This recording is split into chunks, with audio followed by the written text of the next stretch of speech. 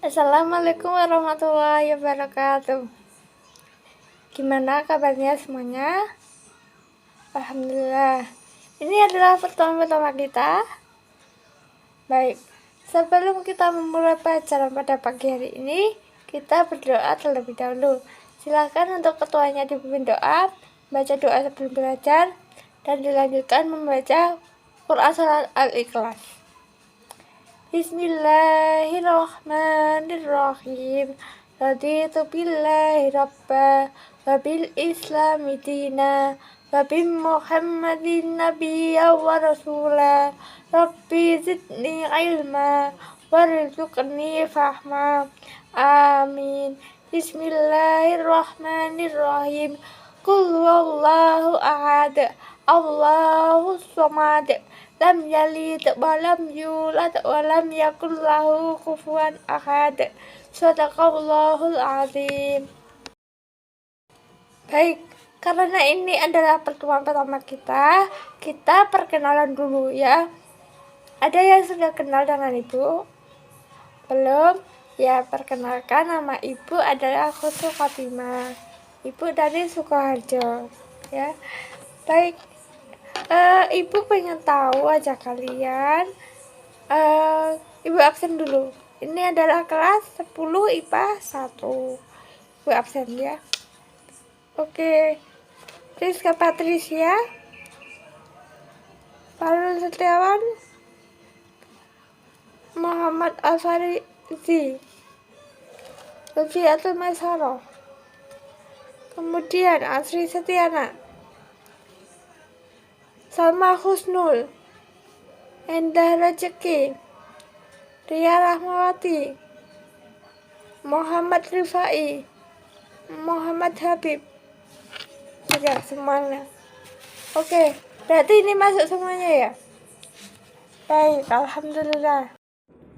Baik, coba sekarang gini. Kalian duduk di tempat duduk kalian masing-masing. Ayo. Udah? Yang rapi? Ya. Sekarang kalian tutup mata kalian. Tutup mata, merem. Semuanya, jangan ada yang mengintip. Ayo. Ria, jangan mengintip. Ya, dah. Oke. Sekarang kalian tebak ibu pegang apa? Ada yang tahu? Tidak tahu? Tidak tahu. Kenapa? Ya, nggak kelihatan. Karena matanya merem, ditutup ya. Ya, coba sekarang. Rifai coba. Kamu jalan.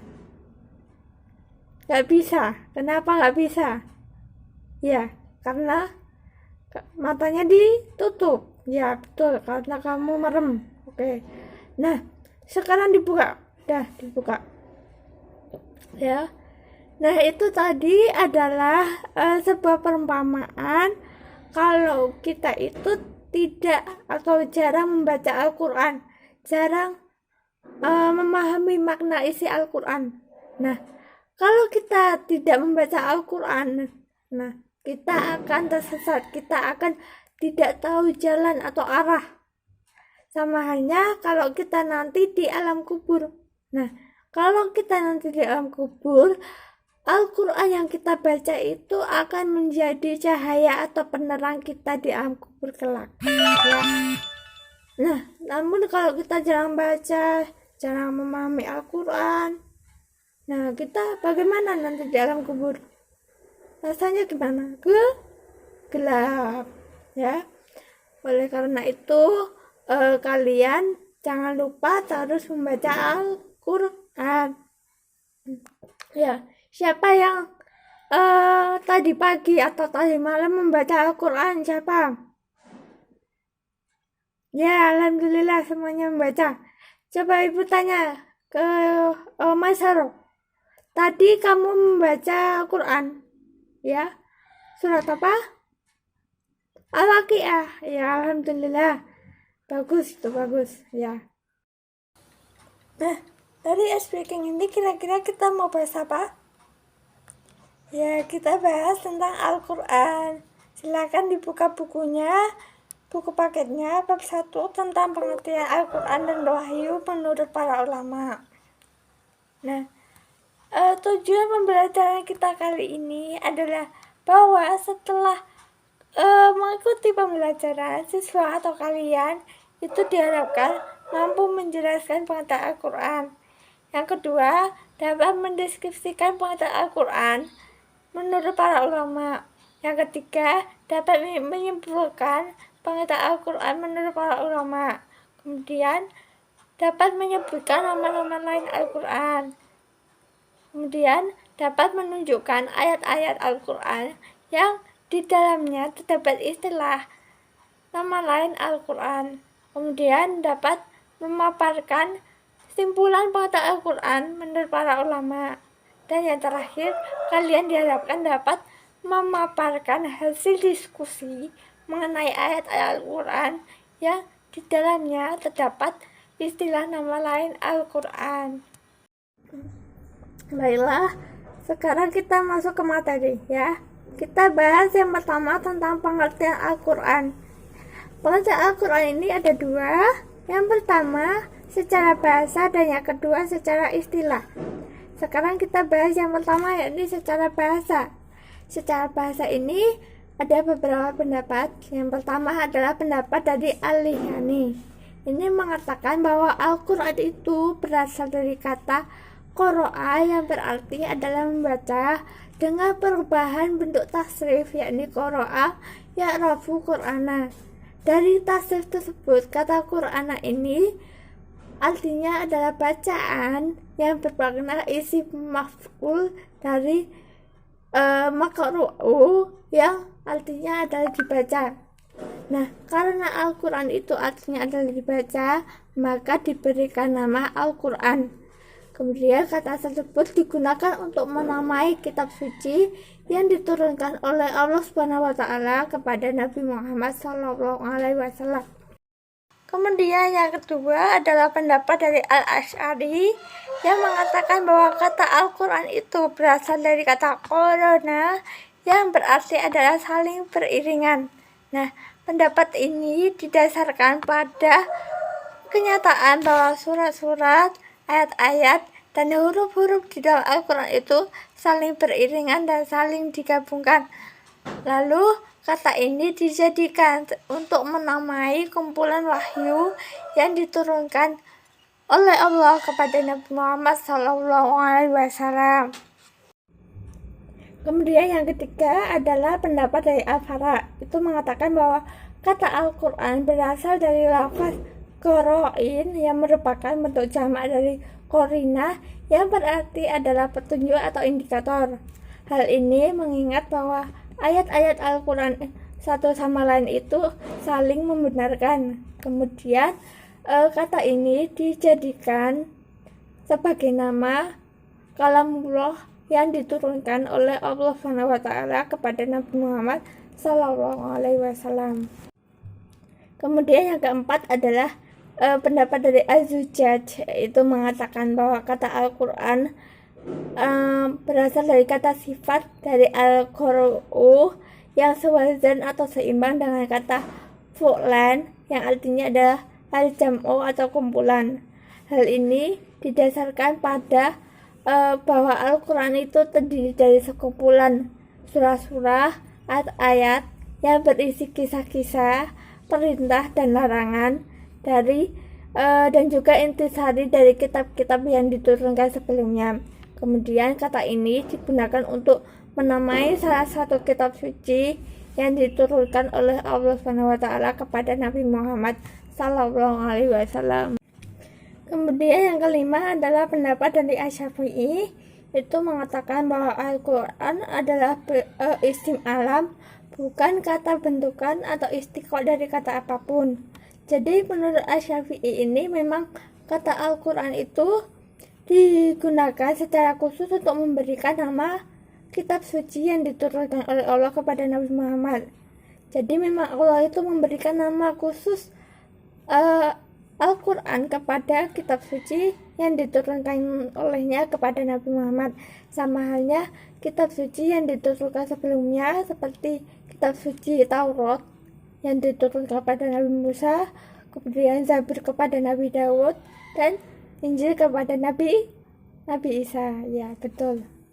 Nah, dari kelima pendapat di atas, menurut Abu Syubhah itu mengatakan bahwa pendapat pertama lah atau pendapat dari Al-Lihaniyah yang paling masyhur, yakni kata Al-Quran berasal dari kata qira'a yang artinya adalah membaca.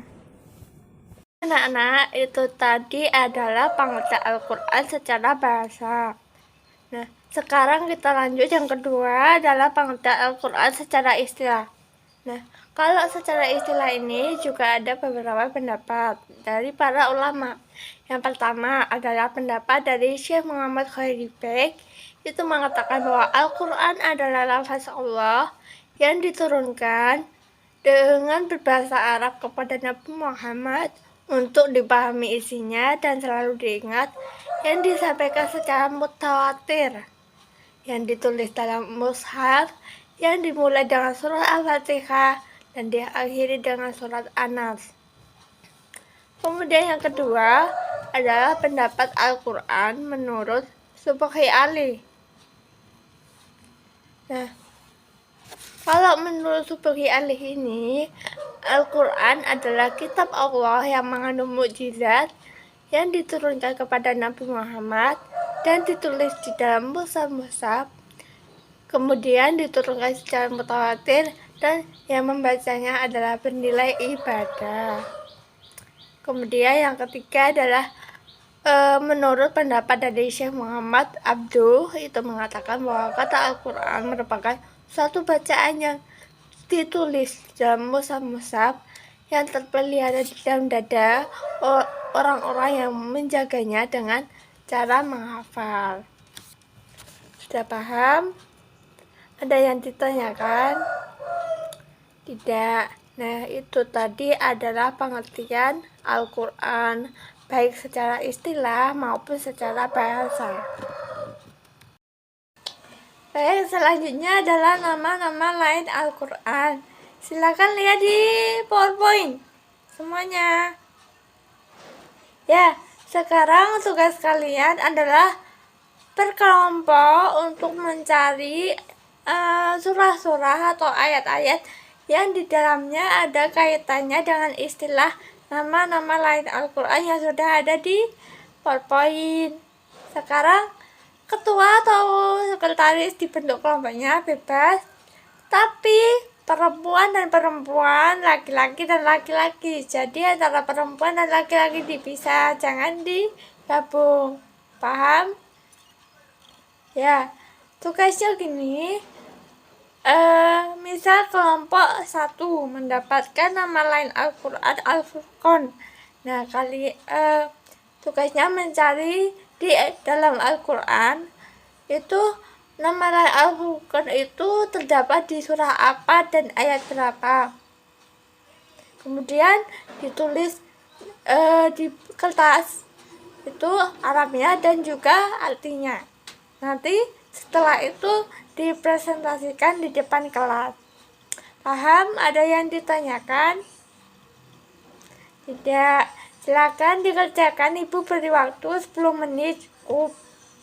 Cukup ya? Cukup. Silakan dikerjakan. Selamat mengerjakan. Ya, sudah 10 menit. Silakan dipresentasikan ke depan. Dimulai dari kelompok 1. Kelompok 1 membahas apa? Ya, nama lain Al-Quran, yakni Al-Quran, artinya bacaan atau yang dibaca. Silahkan. Oke, tepuk tangan buat kelompok 2. Kelompok 1. Kemudian kelompok 2, silahkan. Bahasa apa? Nama lain Al-Quran, Alkitab atau Kitabullah. Oke, silahkan. Tepuk tangan buat kelompok 2. Selanjutnya kelompok 3 membahas apa? Ya, nama Al-Quran Al-Furqan atau pembeda. Silahkan. Tepuk tangan buat kelompok 3. Selanjutnya, kelompok 4 membahas tentang al-zikir atau peringatan. Silakan. Tepuk tangan buat kelompok 4. Sekarang kelompok 5 membahas at-tanzil atau diturunkan. Tepuk tangan buat kelompok 5. Ya, sudah semua ya. Ada yang belum?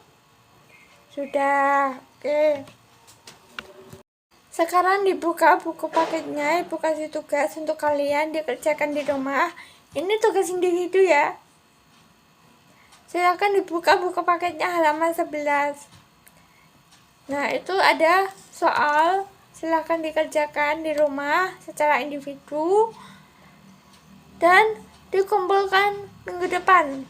Kita minggu depan dibahas.